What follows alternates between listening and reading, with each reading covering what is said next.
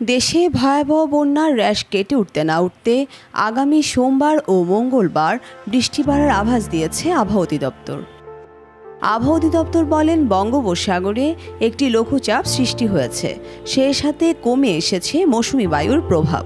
এতে দেশের কিছু কিছু অঞ্চলে হালকা থেকে মাঝারি ধরনের বৃষ্টি হতে পারে, সেই সঙ্গে কোথাও কোথাও হতে পারে মাঝারি ধরনের ভারী বর্ষণও। আবহাওয়া অধিদপ্তর আরও জানান, পশ্চিম মধ্য বঙ্গোপসাগর ও সংলগ্ন উত্তর পশ্চিম বঙ্গোপসাগর এলাকায় অবস্থানরত সুস্পষ্ট লঘুচাপটি পশ্চিম উত্তর পশ্চিম অগ্রসর ও ঘনীভূত হয়ে নিম্নচাপে পরিণত হয়েছে। সুস্পষ্ট লঘুচাপটি মৌসুমি নিম্নচাপে পরিণত হয়ে উত্তর অন্ধ্র দক্ষিণ উড়িষ্যা উপকূলীয় এলাকায় অবস্থান করেছিল। নিম্নচাপটি শনিবার মাঝরাত নাগাদ উত্তর অন্ধ্র দক্ষিণ উড়িষ্যা উপকূল অতিক্রম করতে পারে। মৌসুমি নিম্নচাপের প্রভাবে চট্টগ্রাম, কক্সবাজার, মংলা ও পায়রা সমুদ্র বন্দরগুলোতে ১ নম্বর দূরবর্তী সতর্কতা সংকেত দেখাতে বলা হয়েছে।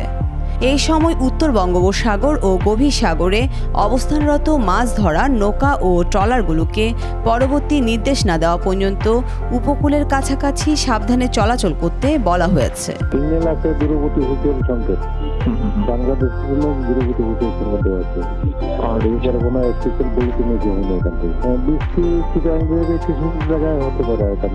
বর্ণিশা চৌধুরী, ড্যাক্স নিউজ, বাংলাধারা।